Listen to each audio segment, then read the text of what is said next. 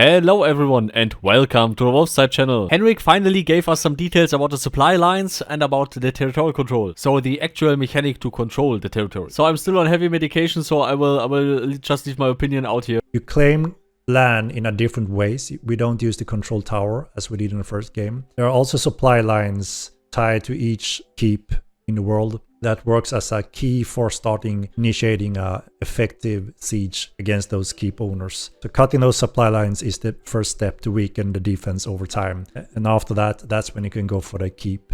I'm also promoting player interaction, protection, and interesting conflict. So you will actually benefit from neighbors living there, and you want to convince them to show your alliances against you as the owner of the land, and therefore you can also expand your land further. Obviously, you have to negotiate if you can offer them protection, because if there's a border enemy, then obviously that person that lives on the edge of the border may write their alliances towards one or another, and obviously maybe in that type of conflict as well. So there's some interesting mechanics that we want to promote this time around. And also we noticed one big thing or issue in the first game was that there could be sieges lasting for weeks or even months.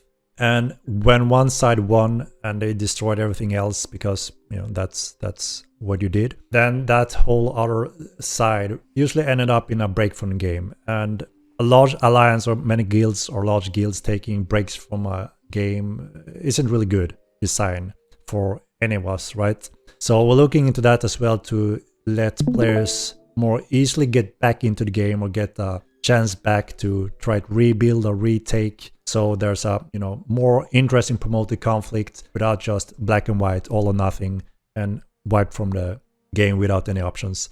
So that's something we're looking into promoting as well to make sure that, yeah, you can take a huge loss and beating, but, you know, if you're motivated, you can try to hit back and get back into the game without being completely reset. So that really sounds promising, and I hope it will prevent a little bit of the ninja sieges, and I hope they really changed their attitude there, because the Mortal Honor 1, many people quit just because they get ninja siege, just because they lost a lot just because of random nonsense territorial control PvP. So please leave your opinion about that in the comments, would be awesome. And also please leave a like, subscribe, and ring the bell. And special thanks of all the supply supporters: Carmel, Professor O, Lukario, Anonymous, Love Gaming, Rhonus, Paarthurnax, Cologne, Bulldog, you, and all the others, of course. And never forget to supply line hard.